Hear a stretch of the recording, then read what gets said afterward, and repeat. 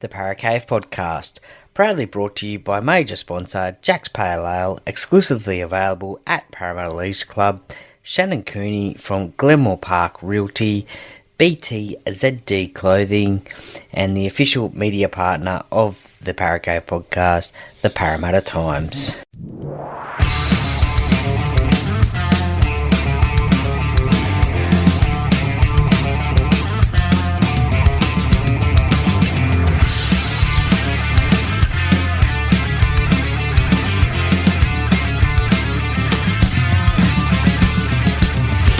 Welcome to another episode of the Paracave Podcast. And now over to your host, Troy Warner, broadcasting live from the world-famous Paracave. And yes, hello and welcome back to another episode of the Paracave Podcast. And today it is the interview-based podcast, and with a former player or a fan as part of the fan and members series, because, you know, Rugby League, it's all about the fans. And look, today we're going back to the fans and members series, and today on the podcast, a gentleman who is a massive Parramatta Eels fan, so always great to talk to a Parramatta Eels fan, but is also one of the trekkers with the Big Three Trek, who do a lot of work with the Mark Hughes Foundation and their annual Beanies for Brain Cancer round, and walking from the SCG to Newcastle this year. And his name is David Gatt. Now, David is, as I said, a massive Parramatta Eels fan, and so we go down memory lane about favourite players, moments, games, tries, just the good old memories of watching the Parramatta Eels play, how David came to supporting the Eels. But we also talk about him and his big trek. Well, not just his big trek, but a massive... there's a lot of trekkers involved for the Mark Hughes Foundation, and it's through the Big Three Trek. And look, he's in June. This is going to be June, where David will be walking 150 kilometres from the SCG to Newcastle in this year's Beanies for Brain Cancer round for families that have been affected by brain cancer, just like his family was. Now, unfortunately, David lost his wife Amanda to brain cancer just a few years ago, so he has already done 2 treks, and this will be his third. So his daughter Ava will be at the finish line cheering him on in Newcastle. I'll put the link in. I'll do some stories and some posts with the link for where you can donate some money to his cause and the Mark Hughes Foundation as well. Look, this is it's a magnificent story. I really enjoyed talking to David, not only just about the Parramatta part, but also the walking part, the trekking part. So some great stories there, some great yarns there. So look, at the moment, that's enough of me talking. Let's get into the story. Let's get into David's story, David's rugby league story, his support for the Eels, and also his trekking story. So, as Hindy says, get a beer, coffee, whatever you want. Sit back, relax, and enjoy, and let's get straight into it. And today on the podcast, we're going back to our fans and members, I guess you could call it, series of interviews where I interview rugby league fans, and it just so happens that my guest today is a massive Parramatta Eels fan, so that's pretty good because obviously I'm a Parramatta Eels fan, massive one as well, and so we'll definitely have lots to chat about there, but also he is a massive contributor to the Mark Hughes Foundation as well, in taking part in their annual walks, whether it's up the coast or down the coast, and so yeah, very passionate about that as well. So welcome to the podcast, Mr. David Gatt. Thanks, Troy. Thank you for having me. It's really it's actually quite an honour to be on your podcast, and yeah, as you said, mentioned earlier on, massive Para fan. I am almost 46 years old, so I do recall the last grand final. I remember watching it when they've won back in the early 80s, so fingers crossed, we get some closer this time. That's it. Well, we're about of the same vintage anyway, I think. So we'll probably have a lot of the same sort of memories. But let's go back to the start. What would be your first sort of rugby league memory? Oh, look, my dad's an actual Parramatta fan too. So obviously, born and bred as a Para fan. I still remember Dad had some magazines at home, football magazines, and they were black and white. Back in the day, I think Peter Sterling was just making his footy debut, and there was just like them with their massive shoulder pads on, holding the cans of Tui's, and that was the first memories. And then obviously I had a jersey since I was a kid, and just to be honest, didn't know any other team existed.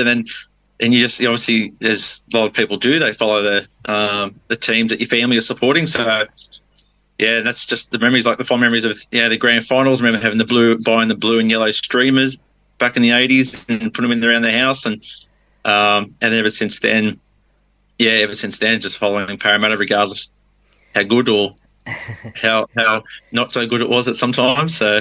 Yeah, pick and stick, and that's always been my motto through the good times and the bad. Makes the good times even more sweeter when they actually do happen. Did you ever play rugby league as a kid? I played a very, very little bit as a teenager back in Sydney, so nothing more. As a couple of years park football for a local club, a little bit at school. Yeah. And that's it. I probably played more across the road at the park that we had against other kids my age in the area, probably longer than that. But no, obviously, played a little bit, but that was about it. Yeah, that's fair enough. So, obviously, flowed down from the father, supporting the Eels. Who were some of your favourite players growing up to watch? You mentioned Sterlo there before. Any others? He's obviously a fan favourite. Even what he's done for commentating all those years, he's great. Look, I did obviously High Marshall's always there. He was good at second row. Luke Burt on the wing. Very underrated. I feel for sure. I'm just trying to think. Obviously, that era of the 80s, you like all of them. And that was great. I still remember the little short stint that Mark Tukey did. He did all right there at the front row. Big Tukes, Oh, mate. And even Adam Ritson, very, very small parts. There's been some other good ones that have played. And, currently I'm big fan of Dylan Brown. To me, I feel that he's the key. Dylan Brown's on, he's on the ball, then we do well. And I just remember in the days when the boys from Canterbury came over, Dimmick as well. Like, he was one of my favourite players, regardless of what club you play for. But when he came to Parramatta, I was quite happy with that. And you got the Guru and his boys. So that was good to see that play in the wing. Just hard, just run, nothing too fancy, just played hard. Yeah, that's for sure. I guess Guru Senior was, probably, well, in my memory anyway, one of the first big wingers that we saw, with that famous hip bump and bumping off defenders, and great player, and now into the coaching world with Guru Junior as well at Campbelltown City Kangaroos. I never thought that Guru Junior would become a coach anyway, but and I don't think he did either at the time, but he is now, and we wish him all the best. Friend of the show. What about what was your first Parramatta Eels game that you went to? Can you remember what that one was?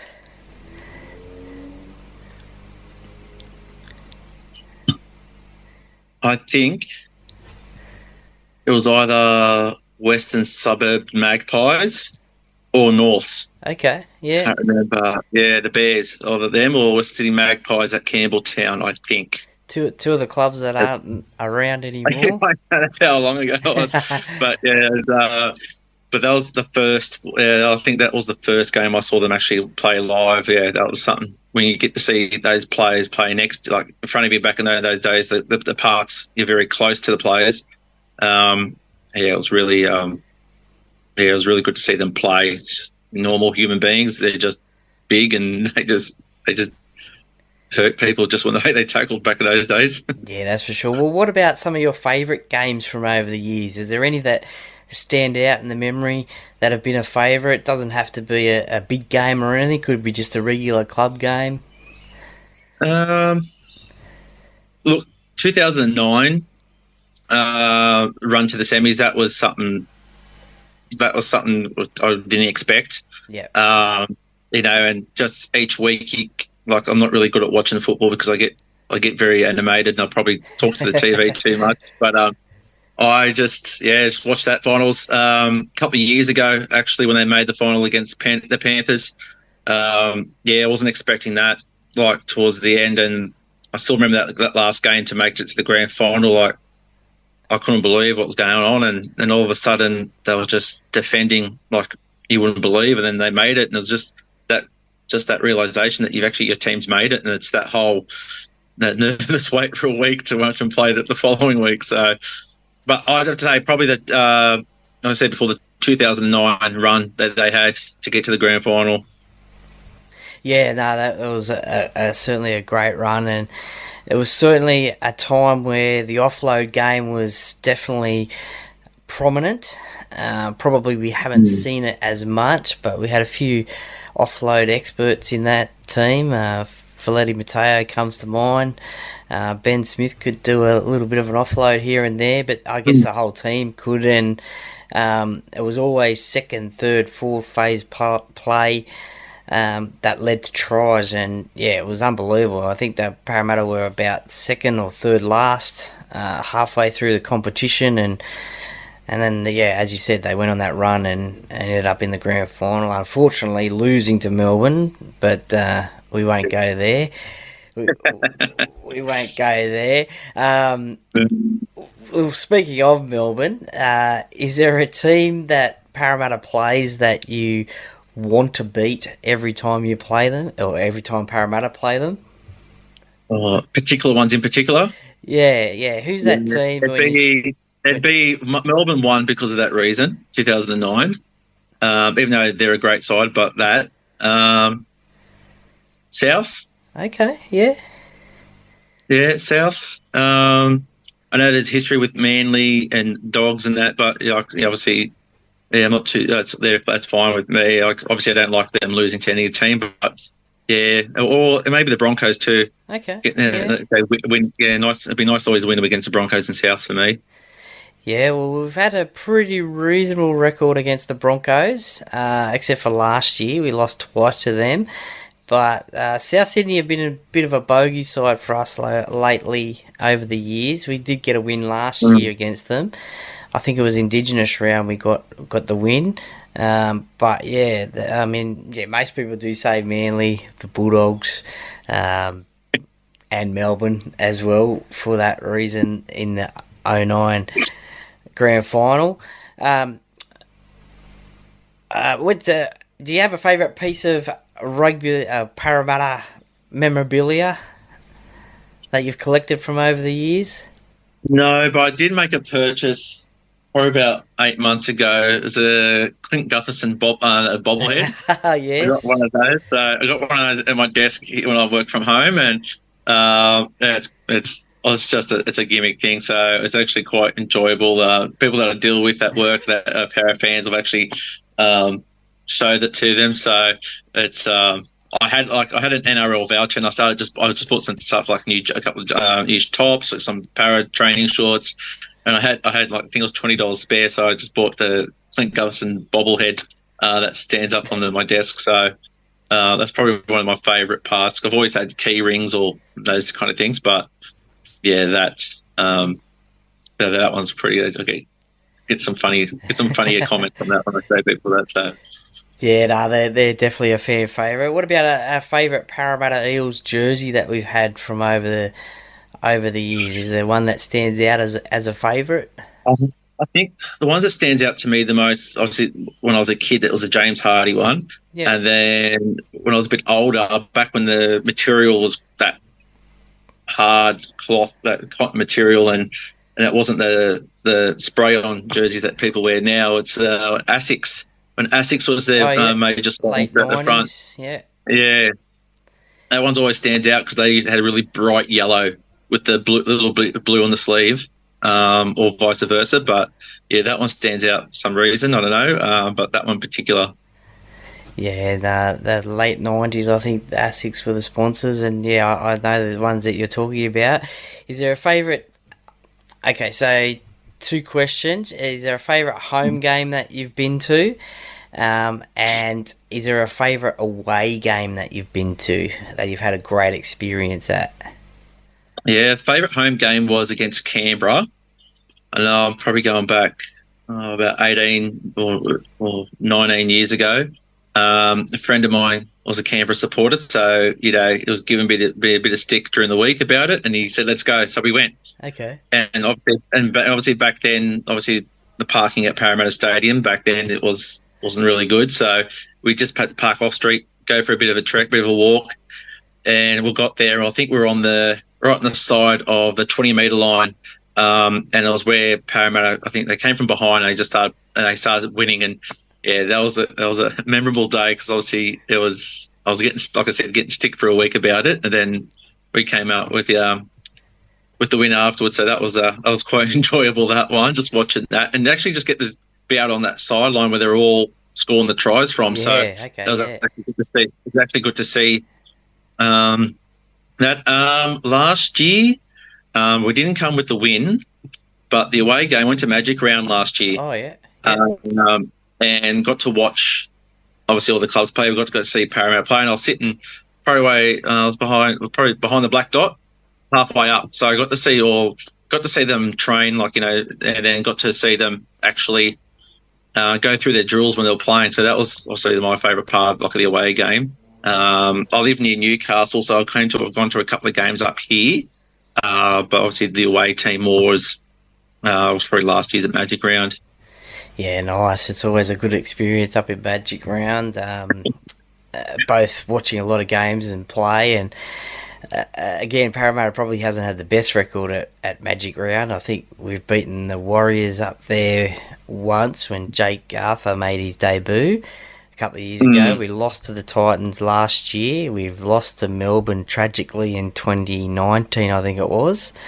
I think that was the birth of Ryan Pappenhausen onto the scene. I think we got beat 64-12 or something like that at Magic Round. So hopefully that doesn't happen again this year because we play Melbourne again there this year. But Magic Round is always a great venue to go, or great round to get to. Is there a ground that you would love to go and watch Parramatta play at that you haven't yet? That one you want to tick off? Well, to be honest, I haven't had an opportunity to get down Bank West or down the new one yet. Okay. Obviously a bit far, so I'd like to go there. Away game, probably down Melbourne, to be honest. It's just because of I've been there before for another sporting code, but it's just you're close to the game. That's what I quite enjoy because I've been to Manly, their ground, and they're very close to the action. So probably Melbourne. Yeah. Amy Park's a good venue to get down to, and again, we've had some success there, not a lot. Ripped off in the 2017 final series, I think it was. That's a good venue, and it's a good vibe down there, pre-game and after games and stuff like that as well. We've had a few coaches from over the years since you've started supporting the Eels. Is there a favourite coach that you've seen coach the Parramatta Eels? Yeah, look, I like Brad Arthur. Okay. I just when you see him on interviews, you see him get questioned by the journos and media and the likes. He's just honest. There's no BS about it or sugarcoating anything. He's just honest. So I think that's the reason why I like him the most. He's just really honest you can see that the players really respond to and respect him. Yep. The way they speak about him too. So I think that's very important, that man management side of things. But yeah, that's the reason why I think Brad Arthur's been there for quite a while too. But yeah, that's probably why. Do you think I like him. Do you think Brad's under a lot of pressure this year? Well, yeah, he's been there a decade. Role? Yeah, I think he's been there a decade. I think. So there's a lot. I feel like there's obviously a coach can only coach so much. It's the people that are actually playing on the field that have to perform, because when they're hot, and obviously that's still the coaching style from Brad. So if that's still working, then some days it doesn't work. So obviously the coaching style hasn't stopped. But yeah, look, I'm really interested to see how it goes. I know he's got a couple of extra newbies helping him out. It'll be interesting to see. But look, I think all coaches are under pressure, regardless of who says what. If you win 3 games in a row, if you lose 4 games in a row, it'll turn around. So definitely, I just feel, I don't really like hearing about coaches. When you say that they're going to get the flick. When the players are performing, if they're not performing. But yeah, hopefully he does well for him. I hope they do. Yeah, it's a tough situation coaching in the NRL. As you said, it's difficult when a coach gets sacked or resigns because it's the players on the field, and the old adage is, it's easier to get rid of a coach, one coach, than 30 players or 5 players, 10 players, whatever it is. But it's certainly a tough gig, that's for sure, because easier to get rid of one rather than 10 or 20 or 30 or whatever. But we wish Brad all the best this year, definitely, as well as the Parramatta Eels. What are your thoughts on this year in 2024? How do you think Parramatta will go? Yeah, look, I'm thinking top 6, just purely because of just the players that they've got, how they went last year, where they just sort of missed out.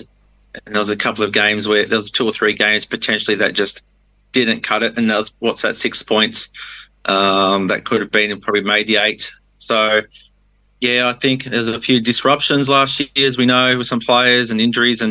But if they're fit and they gel, I think, there's some good combinations. They're quite mobile. So, yeah, I think top 6.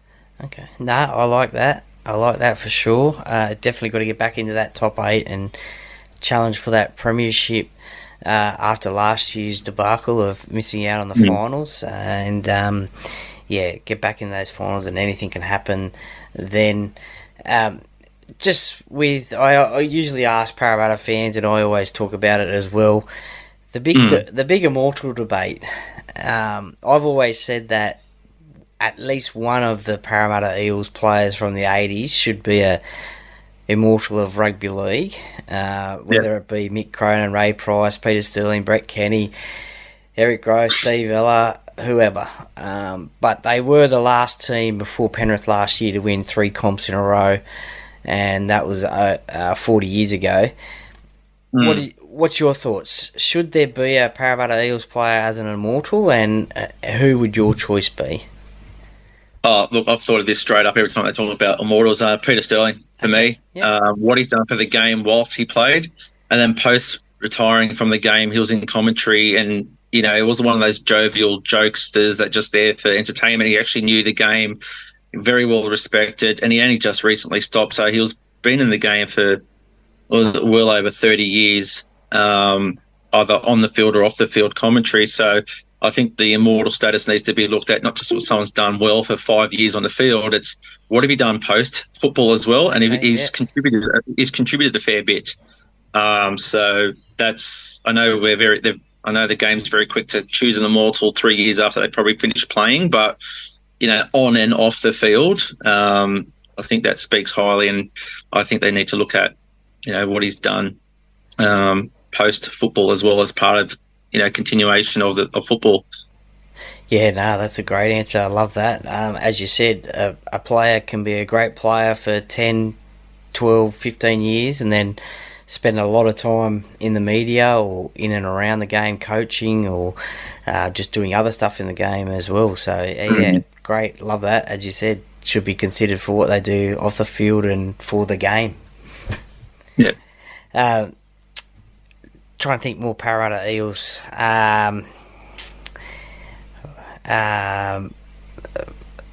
Just had a blank there for a second there.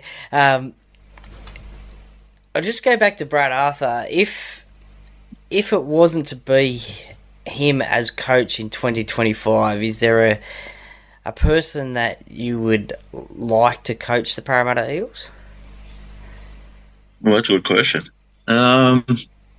Look, coaching, I guess, availability is probably a bit scarce. I think they'll have those issues last year when a couple others, when the whole St George stuff was happening, and we just couldn't. They didn't know who to put, or there was Manly at one stage. But so I'll be honest, I wouldn't know who. I wouldn't even know who's available, or who potentially be off contract. You know, you got the good ones that are working, like, you know, obviously Craig Fitzgibbon's doing really well, Trent Robinson's doing really well.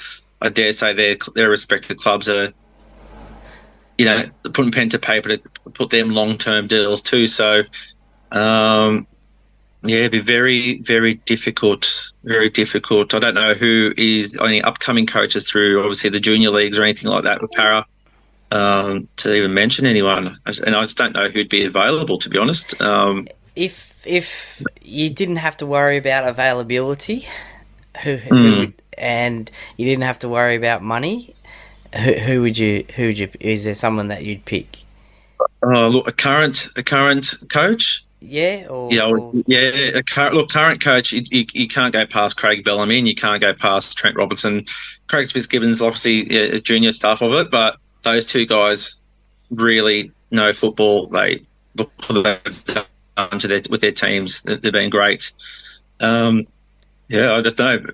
I don't know if there's any. Like, I know a lot of clubs like to go to their ex-greats, but, you know, sometimes that doesn't always work out, you know, not because if you're a great footballer, it doesn't mean you're always a great coach, or vice versa. So, but if I had my options, if they were available, if Parra can afford them, if it does work, it'd either be Trent or Trent Robertson or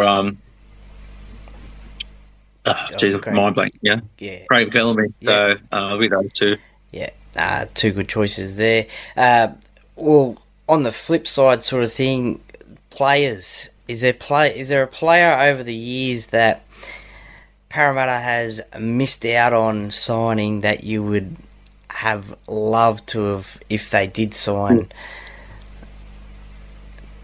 Yeah, well, or is there a player that they haven't gone for or whatever and plays at another club that you would have loved to have seen play at Parramatta?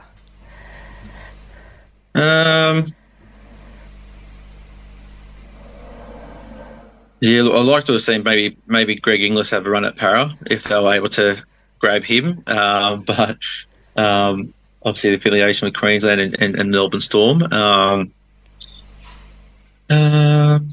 Probably wouldn't mind seeing Cooper Cronk in number 7 to run around, get the team running around. I really enjoyed that. I think we've been very lucky with fullbacks. I think we've been really lucky with that, with what we've had. Payne Haas in the front. It would be a nice little addition. For what the workload he puts in. Just trying to think of other ones in the past. Probably those two in particular, because they sort of can guide a team. Cooper Cronk, especially, how he can guide a team around. It's just the ones like that. I think those two ones. Yeah, no, there was talk a couple of years ago when Cooper was coming to Sydney that Parramatta were potentially going to make him an offer. It would have been great to see him there. We all saw what he did for the Roosters. Obviously the team as well, but won 2 competitions when he was there, 2 in a row. So definitely would have been nice to have him at Parramatta, but wasn't to be. Wasn't to be at all. Now, I mentioned in the intro as well, you're a big contributor to the Mark Hughes Foundation by taking part in their annual treks for the Beanie for Brain Cancer round as well, which is later on this year. Tell me how you got involved in that, because tell me how you got involved in that and why. Yeah, look, the reason for, like, obviously the football fan, but I guess for us, the Beating for Brain Cancer in our family sort of hit home. So in just before, a couple of weeks before Christmas 2019, my wife went to the hospital with major headaches. We thought it was migraines. So we just went to the local hospital. They did some scans and they actually found a tumour in her head the size of a mango. Yeah. Wow. So they obviously had to operate literally half an hour later that were operating. So obviously fast forward a couple of weeks, went to the oncologist and he actually said it was obviously it was cancerous and it's actually spread throughout the whole body. Okay. So at that time, we were just advised it was just a matter of time. So they were just doing some treatment just to obviously just to make it comfortable. Okay. And so, you can live everyday life. So that went for about 9 months and unfortunately she passed of 2020. And when I saw in 2021, I saw them all of a sudden. I just looked at the Mark Hughes Foundation because I started obviously getting a bit more interested in wanting to know what they do. Okay. Yeah. And then I saw a couple of posts by the big three trek. Yep. And all of a sudden I saw them do a trek that was from Sydney to Newcastle. So I thought, oh, bugger. So I reached out to the guy who actually, and we've become really close mates from this, about participating. What do I need to do to get involved in some way, shape or form? And then it was Australia. I remember it was Australia Day on 2022. He actually rang me up and said, listen, if you want to do the 3 days, you can do it. And I thought, oh, shit, that's it. Really? So I wasn't I wasn't I was going to prepare myself for. Yeah. But yeah, so that obviously from some kind of tragedy becomes a bit of a triumph where you get to meet new people and try and raise awareness and raise money. Government only provides 5% of government funding to actually research. Yeah, wow. And it's one of the biggest killers for under 40-year-olds. So at the time, my wife was 41, just long after her 41st birthday. Yeah. So it was, so it was just a good way to do something, because you never know. One day, hopefully, fingers crossed that they do find a cure. But yeah, then I've done the trek for 2022, 2023, and then this year. So what that entails is it's 150 kilometres over 3 days. So we do 50 kilometres per day. And that there's probably about, I think the first year was about 45. Last year was about 60. And I think this year's about maybe 65 to 70 people doing it. Yeah, wow. So, we just walk. We do 10 or 12 kilometre stints and we have a bit of a break. But not just that, there's just this support crew. There's people in the, 21, there's like 3 or 4 21-seater buses and there's 2 per bus. They take our belongings, they take our buckets that we have to redress our feet, our toes, whatever that we got in there. Yeah. And they donate their time to it too. So no one's paid to do it. Okay, that's great. Yeah, and we've got a lot of people that jump on board, a lot of sponsors that help us with our accommodation, partially of the accommodation, and like sports drinks or there's protein bars, whatever. It's just for our stops. Yeah. But yeah, it's a really good. The guys, everyone's got the same mindset. Everyone's really accommodating. The foundation's great. Yes, Mark and his wife Curly, everyone knows them through football and Newcastle Knights, but I think the reason why everyone's so wanting to help them, one, it's a charity, but they're just genuine people. They are just wonderful people. Doesn't matter what they've done in the past, they're just grateful for everyone that puts a hand up and wants to help. And it's, the first year we walked from Sydney to Newcastle. Last year we did Newcastle to Sydney. Okay.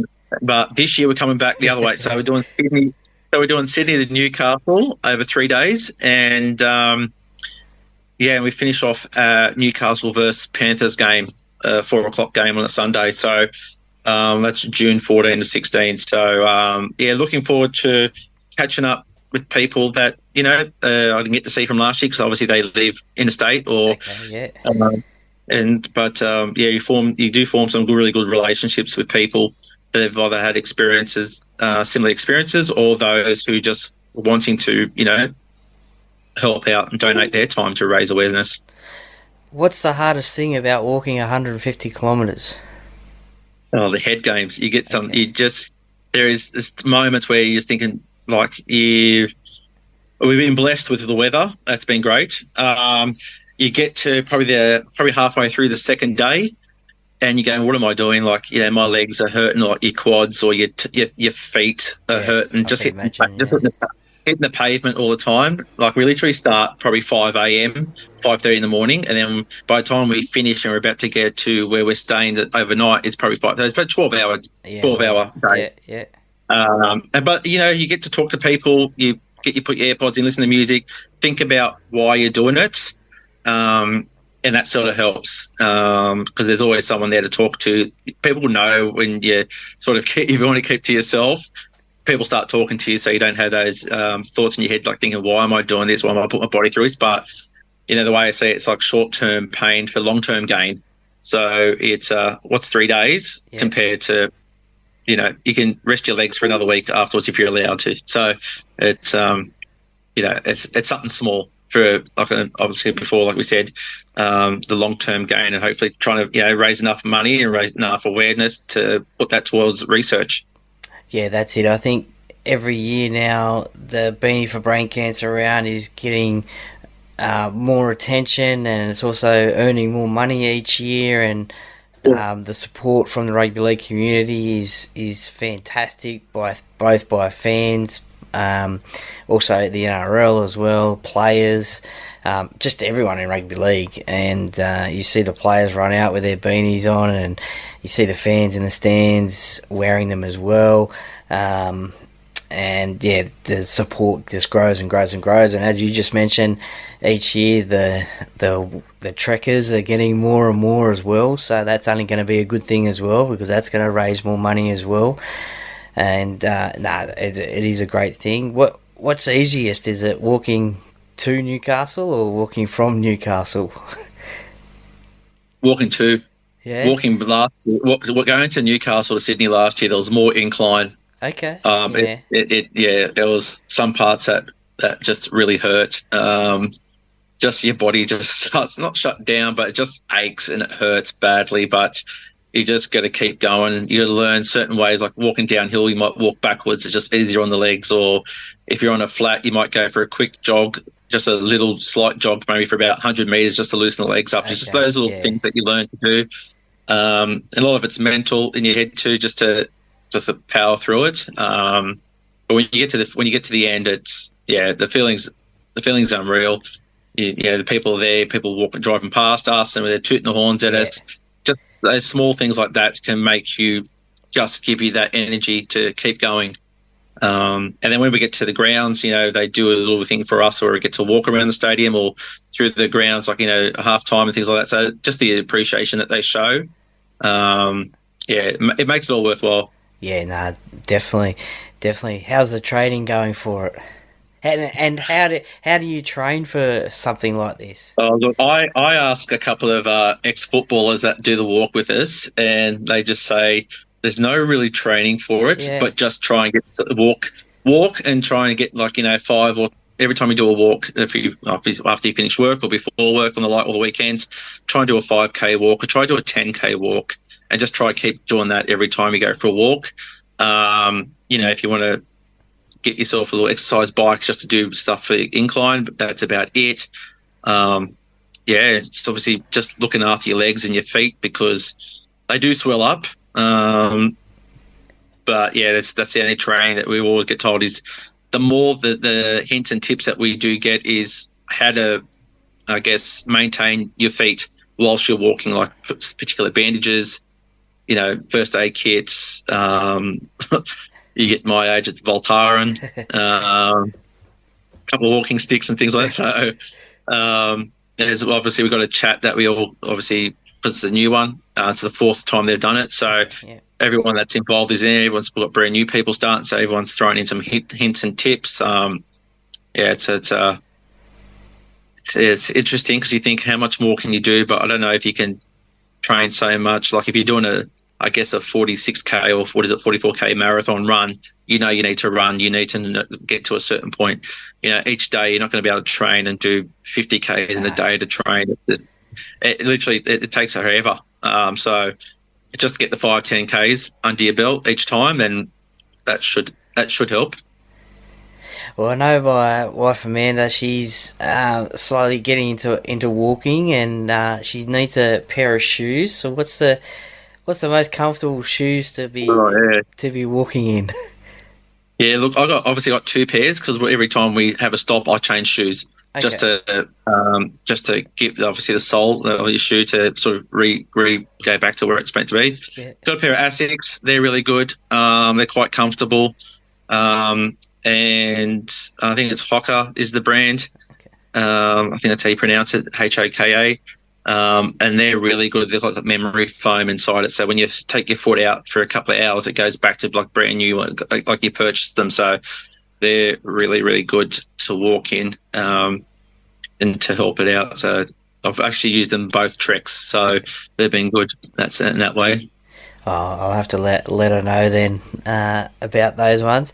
Is there any thought from yourself about participating in any other treks or expeditions that the Mark Hughes Foundation does? Yeah, look, I know they've done Everest not that long ago. It's just, for me, it's obviously time consuming and it's very hard to find time off of work. And obviously I have a daughter, so obviously, I don't want to be too much away from her. She's only in primary school. So, look, the trek is probably where I'm at, and there's a couple of other things you can do just for fundraising that to help them out. That Everest one they did, it was like, I don't know if my lungs could handle that was so cold. And the women are doing Kokoda. Okay. I believe it's next month. So last year they went to Tassie and they did couple of mountains or hills there, or mountains there, and they camped and all that. And so the ladies did their first trek just for ladies last year, and this year they're doing Kokoda. Nice. I think one or two of our lady trekkers that last year did the trek that we did for the Beanie for Brown Cancer Week is doing it. So, it's just another way of more exposure, more people helping out and donating their time. When you take time off of work, you want to sit by a pool and you want to have a beverage, or you want to go and see something, where you get an opportunity to take some leave and, put some time back in. It's actually quite therapeutic in a way. Yeah, for sure. I think Trent Robinson went on a trek not so long ago, I think. Yeah, he went to Everest. Yeah. So it was great to see him get involved in that. Is there a funny story you could say that maybe something that stands out on a trek? Something to sort of break it up a bit, or? Oh, look, the only thing that was funny is we obviously get together. We all have dinner together wherever we're staying, and we'll obviously have a couple of drinks, and we'll just laugh about general stuff. We don't really talk about the day. We don't really talk about anything else. So we just talk about general things that you would if you just catch up with your mates down the street at the local for something. But we had this guy that did the walk with us a couple of years ago, and I think I don't know what happened, but I think he just got bored. Okay. And he found this large witch's hat that was on the road for some roadworks, and he actually made it so it actually fit him. And he was calling it Wilson, obviously, from that movie, Castaway. So I think that helped him. That was the only problem. That was funny. We get a couple of people that are fans of particular celebrities that come and do the walk with us, and they, we've had people with their cardboard written out for them to get married, offer them marriage and that, and those kind of things. I guess we have a few laughs on the way while we're walking. I think we're so busy focusing on walking because we're walking at a decent pace. too much mucking around probably tire us out and get exhausted earlier, unfortunately. But like, we do definitely have some good laughs when we do catch up. And it's even the likes of the ex footy players that are involved in it. They check in with all of us regularly. We all check in with each other regularly. So it's one big family. It's like I said this to the new guys that's done it last year was, there's times that you can meet new people just out and about where you live, and you might take 3 to 6 months to really get to know someone and form a bond. I said, you wait till 3 days is up. It's that's that same feeling. So regardless of what you need, you can always, we can put up in our chat if everyone's in the area that a person lives and want to catch up. And people do catch up with each other regardless of what it is. So it's a really good.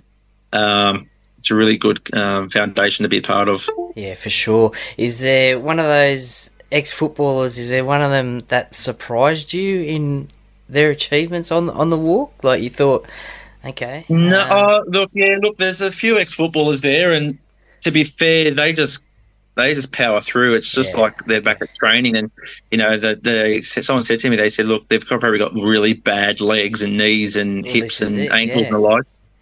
And these, and they said, but they're got that mentality that if they have to run through a brick wall, they'll run through a brick wall.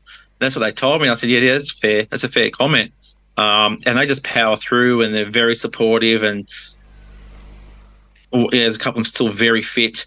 And it's just, they don't look like they're struggling at all. They probably are, but they don't show it very well. But yeah, no, they just go through it. It's just like there was nothing else. Yeah, I think former guest Michael Gordon was on the trek last year. Yeah, Mick's on it. Nice guy. I spent a lot of time with him last couple of years. Obviously, when he's done the walk with us the first year I did it, I had an opportunity to talk to him. Obviously, he used to play for Parramatta, and we had a chat. And and I just said to him, I said, "Oh, look," I introduced myself, and I said to him, "Look, mate," I said, "Really, I was interested. I used to like watching you play for the club," and we just started yapping. And here's another guy that gave Brad Arthur a rap earlier on about how he is like with the players and how well respected he is, and it's good to get it from, I guess we could say, straight from the horse's mouth. What he's like, and I think what he portrays himself through the media is exactly who he is. But when the cameras aren't rolling, so Mick's good. He's another fit man that just get through it. Yeah, that's it. Well, I think usually on the Mondays before the weekend round, I think everyone congregates at the SCG, I think, and walks down to the Opera House and to celebrate the launch of that week. I've done that a couple of times, and that as well is growing and growing and growing with the amount of people that are getting there just for that simple, 4K walk or 5K walk or something, whatever it is. But as you said, it's just good to see people on there, and you have a chat on there, and you see those celebrities in there, and you have a chat to them, and they're just like normal people just going for a Monday morning walk, but they're there for a good reason, a great reason, and in support. So I'll probably be definitely doing that one again this year, and I don't think I'll be able to do 150 kilometres, but you shouldn't say never. You should say never, but I don't think so. But it's truly inspirational what you're doing, and also along the way raising money for the Mark Hughes Foundation. How do people get involved and raise money for, I guess, your fundraising and for the Mark Hughes Foundation?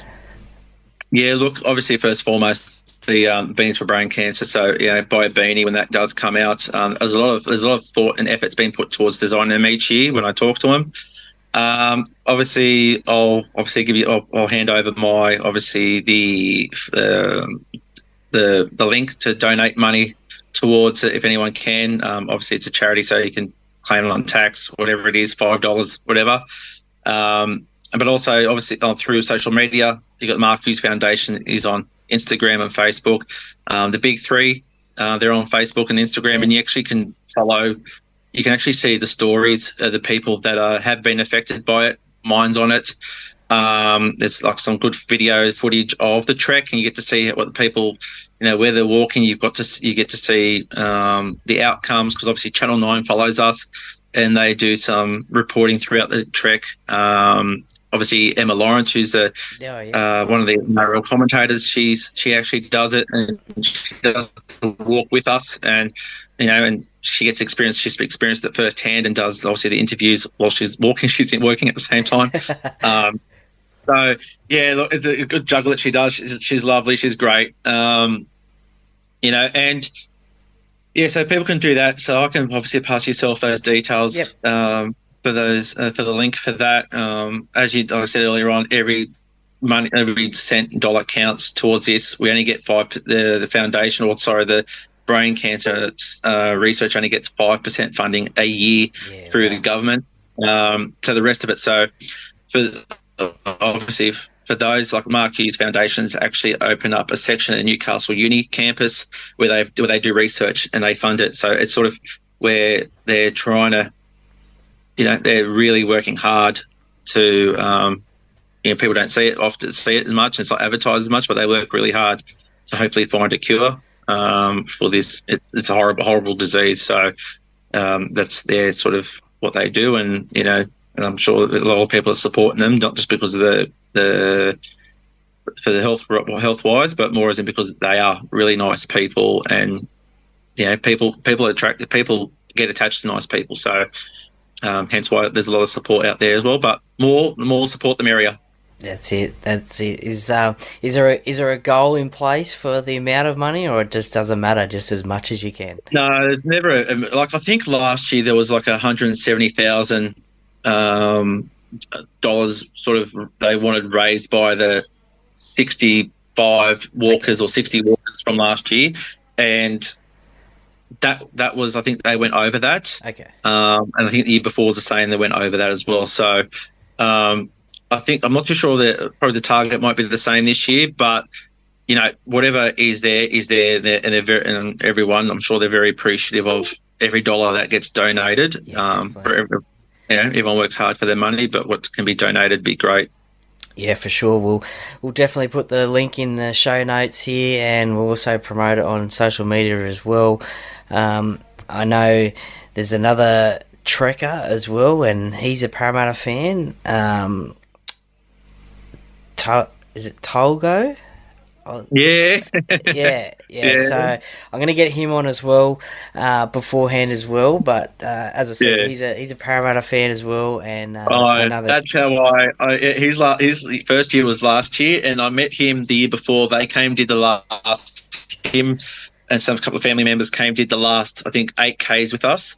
And I remember he had his Parra shorts on. So when I met him last year, I remember his face said, "You're the guy who had the Parramatta shorts on last year." He goes, "How did you?" I said, "Look, I follow Parra." It's it. I can't remember the face, and but yeah, they're back again this year, doing it this year. So it's really good to see people coming back wanting to do it. So yeah, good bloke.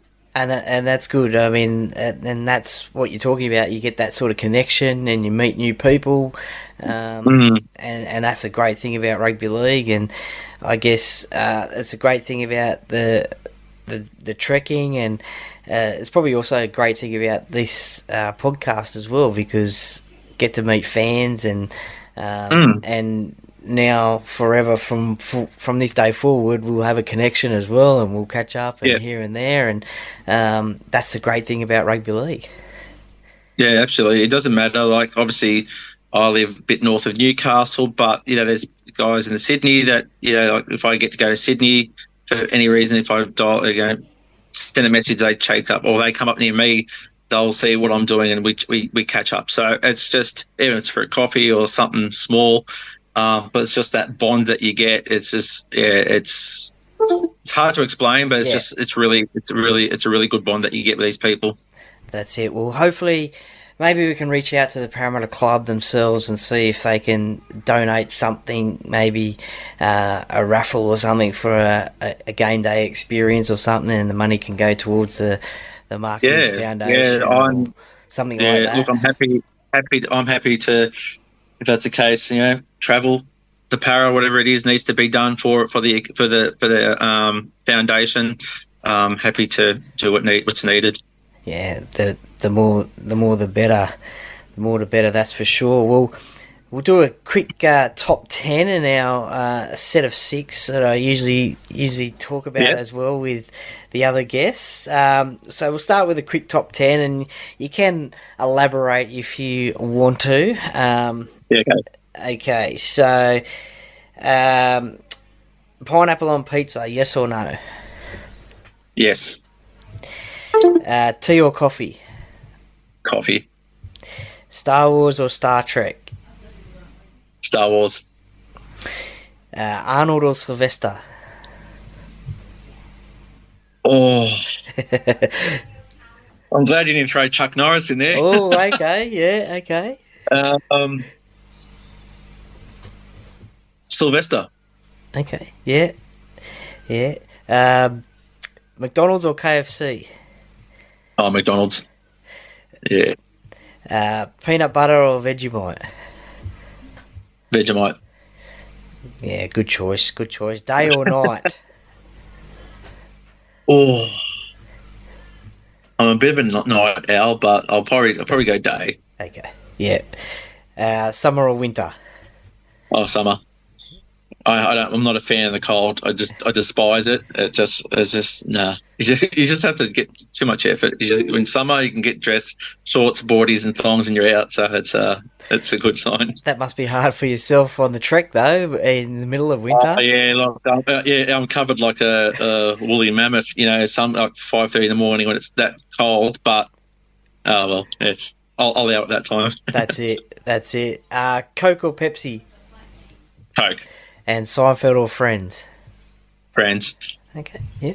All right. I never get to Seinfeld. Yeah. No, some people can't, some people do. It's a weird sort of a show sometimes, but yeah. Yeah. All right, the set of 6, the personality questions. Favourite sport outside of rugby league? Oh, soccer. Okay, yeah. Yeah. Favourite holiday destination? Hawaii. Nice. Who would be the most famous person you would love to meet or would have loved to have met? I was in Sydney long ago. I went to Madame Tussauds, and there was a figurine of Bob Hawke. Oh, yeah. I think he would have been funny interesting to have a chat to. Current celebrity. That's a tough one. That's a real tough one. Is there a movie star or a sports star that you'd love to have a chat with? Is there a Parramatta player you'd love to sit down with and that you haven't met before and have a chat with? Oh, probably if it's an ex Para player, I'd say it would be Ray Price, because you're going to get just the hard truth. There's no sugarcoating. You're just going to get what you're going to get, and I like that. Current player,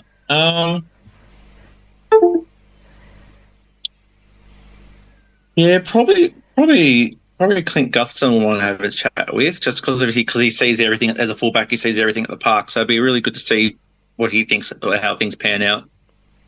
That's probably one of the reasons why I sit behind the posts at games, because you can see side to side and what's going on, and get a little bit of a fullback's view. What's your specialty dish in the kitchen or on the barbecue?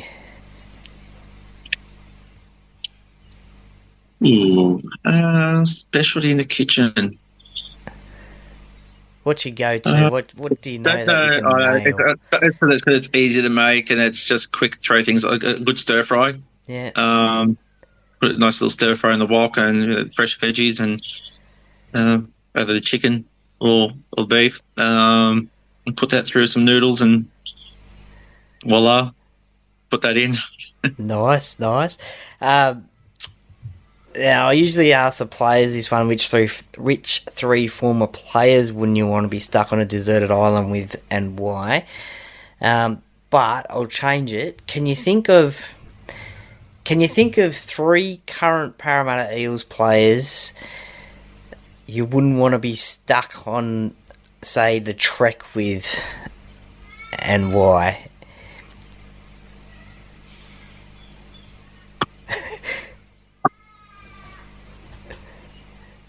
Who do you think would be? Who I do you reckon. think? Yeah. I reckon the most. I probably, obviously, just from things I hear. I don't know if it's truth or not. I hope it's not. Bruce Campbell-Gillard. I think I think he'd probably be annoying, just in your ear like that. I think it's the second or third. They all seem quite quiet. There's none really eccentric ones that just go on. Yeah, I'm going to go with Madison because he just looks too good with a shirt on and off. Because it was just make me feel bad about myself. I'm going to say Junior Polo because he's just a big unit, and he's just scary to probably see how big he is compared to everyone else. That's bad tree, but yeah, it's that's fine. That's fine. Bit of a, I guess, sort of unique question, I guess. And the last one: who's your favourite band or solo artist to listen to? Band. Geez, I'm going to go for a band that sort of. Oh, I don't think they have anything anymore. Pearl Jam was. I like Pearl Jam. But I guess solo artists now. Ed Sheeran's not bad. He's got some good. I like his way. You listen to the words properly, and he's quite a talented young guy. So yeah, he's probably him at the moment. Yeah, nice. Pearl Jam have just announced a world tour, and they're coming to Sydney in November, I think it is, playing at Giant Stadium in Olympic Park. So it's been a while since they've been out here. So, yeah. Interesting to see them on the stage. I haven't done anything, so obviously coming through and just have the old classics and be good. You actually get to get a chance to go. But could be good people watching too. So, and just a quick little extra question, so you can almost call it the seventh tackle. So, would you have who would be the most far out person that you'd have on your Spotify list or Apple playlist whilst you're trekking, or something like that? Oh, like I'm tipping you probably wouldn't have Willie Nelson's "On the Road Again" song on there because no, I don't have to remind myself on it. That's it. I think. Or do you have? Or sorry, do you have obviously you've got a playlist made up for your trek? Yeah, look, my playlist is like a mixed bag of lollies. It'd be R&B, 90s R&Bs. There'd be rock bands from Australia in the 80s. So the Midnight Oil, and you've got all those ones that are playing like back in the 80s where Australia had some really good bands. And just some current stuff. Harry Styles got a couple of things. Ed Sheeran's got a few things. So no really slow songs to just drag it on. I need something that's got a bit upbeat tempo, just to at least take your mind off other things. So, and it actually goes quite well. So yeah, it's a bit of a mixed bag from R&B to Australian 80s rock. So that's sort of mix up a bit. Yeah, nice. Well, don't forget, you can thrash out a few Parra Cave podcast episodes whilst you're on the trek as well, and share the word. But David Gatt, thank you very much for coming on the Parra Cave podcast today. It's always great to catch up with another Parramatta Eels fan and talk Parramatta Eels. And as I said, you're doing inspirational stuff by doing these treks and raising money and more, I guess you could call it, awareness as well, of trying to find a cure for brain cancer. So if I'm up at Newcastle way and up at the Newcastle game, I'll drop you a message and see if we can catch up. Or if you do come down to Combank Stadium for a game, let me know and we'll definitely catch up. So thank you very much for coming on the podcast today. Thank you for having me. It's been an absolute pleasure. Thank you. Welcome back, and thanks for listening to David and his rugby league story, his support for the Parramatta Eels, but also his amazing trekking stories as well. Some great yarns there about some ex-footballers as well who you may recognise, but also him as well. Look, 150 kilometres walking, it's a mean effort, it's a great effort, and look, raising money for the Mark Hughes Foundation, a great foundation doing great things, raising awareness, raising money about brain cancer and research, raising money for research into brain cancer. And as I said, Beanies for Brain Cancer round in June this year, so get your beanies when they come out. That will be a great way. I will probably be at the launch of that week of that game, that week in the NRL. I've been there the last couple of years, and the launch of it has been pretty good. So no doubt I'll catch up with David there, but hopefully at a Parramatta game or two before then. Look, I'll put the fundraising link in the show notes, and also I will put that in stories and posts as well, where you can donate to David's fundraising efforts. And look, we'll catch up with David again, I think after the walk, after he recovers after the walk, just to see how he goes as well. But look, we wish you all the best in the walk, and you're doing a great thing, and no doubt your wife Amanda will be very, very proud of seeing you do that as well. So well done, David. We're all behind you. Para fans, get behind him, and let's see how much money he can raise for the Mark Hughes Foundation. Now, at the top of the show, you would have heard that this podcast is brought to you by a few sponsors. Jack's Pale Ale, the major sponsor. Jack's Pale Ale, exclusively available at Parramatta Leagues Club. Shannon Cooney from Glenmore Park Realty, and also BTZD Teamwear, the Parramatta Times, the official media partner of the Paracave podcast. And you will be able to listen to this on Apple, Spotify and YouTube as well as give me a follow please on the social media channels, Instagram and Facebook. Just search the Paracave podcast, lots of content coming out there. And look, I hope you're really enjoying the podcast content that is coming your way each and every week. Look, there's a lot of podcasts coming out. I think I'm doing about 4 to 5 a week. I hope you're really enjoying the radio chats that I have with the Duckman on Pulse FM 89.9 FM. Also my tipping podcasts as well, Sugar and Spice as well with George from the Quick Hands podcast. So look, I really appreciate the following, and I really appreciate you guys listening.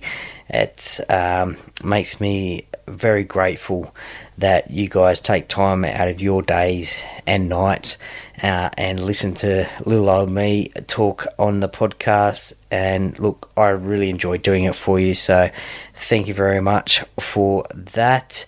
Don't forget, you can get Paracave Podcast merchandise, the hats, with just simply $10 each.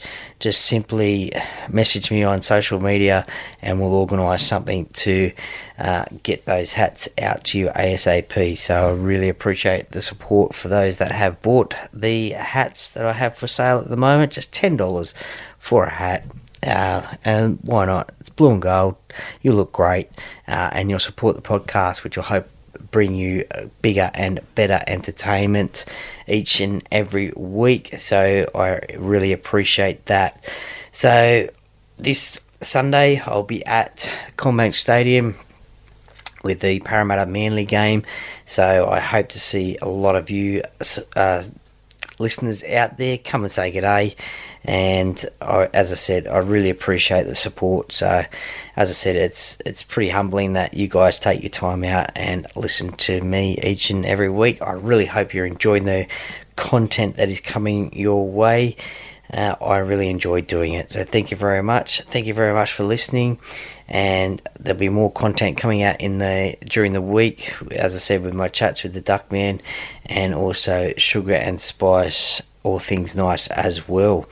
So until next episode with next interview-based podcast next week, thank you very much for listening. Really appreciate the support, and go Para.